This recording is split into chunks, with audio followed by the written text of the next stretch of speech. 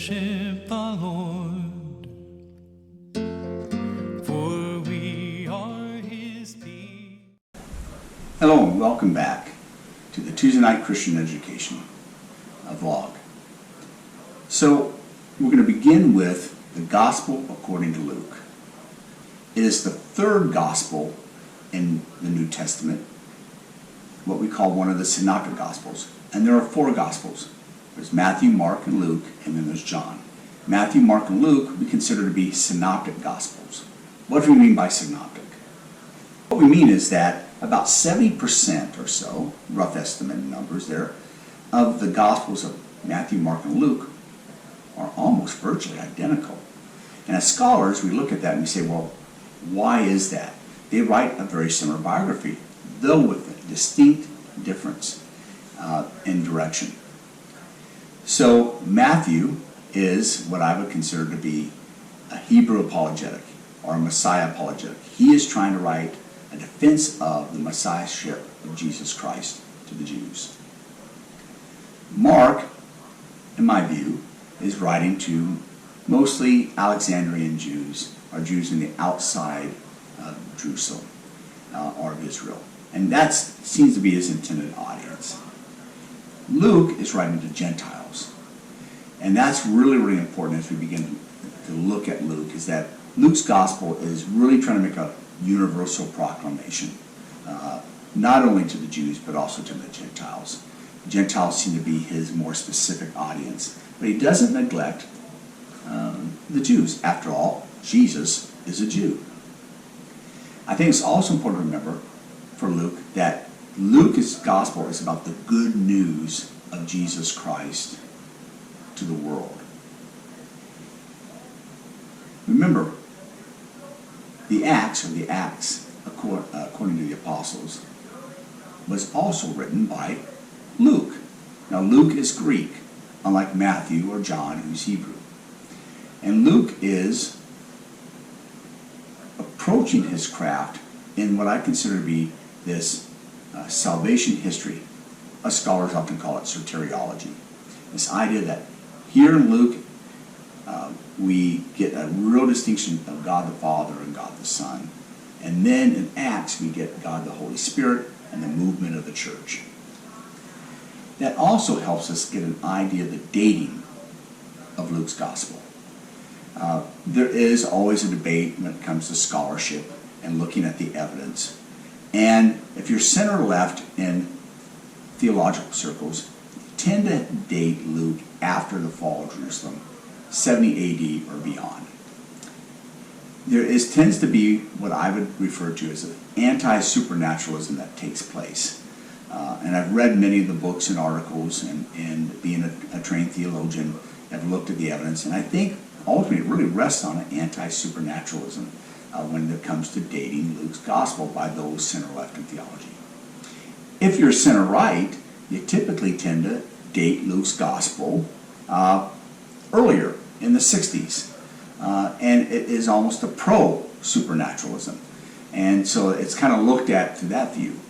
I think the best view is really to kind of look at it through the internal evidence of Luke and the book of Acts, because Luke wrote both books.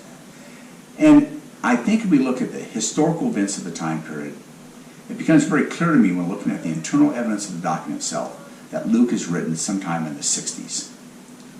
Why do I say that? Well, one is the fall of Jerusalem. While conservative scholarship tends to promote the supernatural idea that Jesus predicted the fall of Jerusalem, which he does in Luke's gospel as well as Matthew's gospel, we also see in the book of Acts that the fall of Jerusalem is not mentioned. Interesting, because the book of Acts is really a historical book. It's a historical look at the movement of the church. A couple other things Luke doesn't record, like the martyrdoms of Peter and Paul. He obviously writes about martyrdoms. He wrote about the martyrdom of Stephen, the first martyr, and Peter and Paul are integral in the book of Acts. Surely a historian who's trying to write the history of the church would have added those two things if they had happened already. And therefore, I think that we get an earlier dating, because it would have made sense if he has in the gospel writing Jesus' prediction of the fall of Jerusalem. Then in Acts, he goes, ha, see, Jesus fulfilled it. Here's the fall of Jerusalem. But he wrote Acts, the book of Acts, before the fall of Jerusalem, as well as before the deaths of Peter and Paul. Therefore, I think it is an internal conclusion that Luke is written earlier as well. I kind of date it between 62 and 65 AD is where I put that date. And I think that's really important as we begin to read Luke.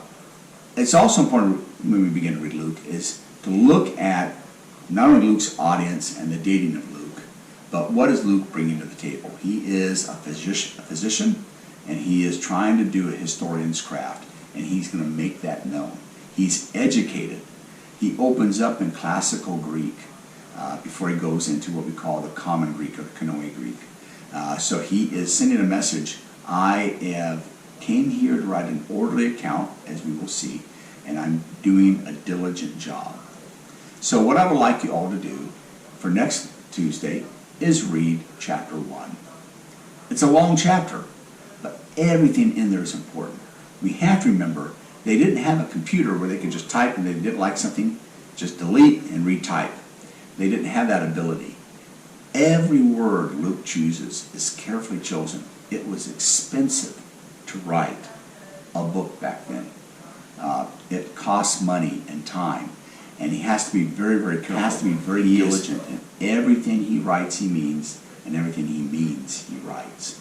And so when you approach that, look at every word he is saying, because every word is extremely important in what he's trying to say.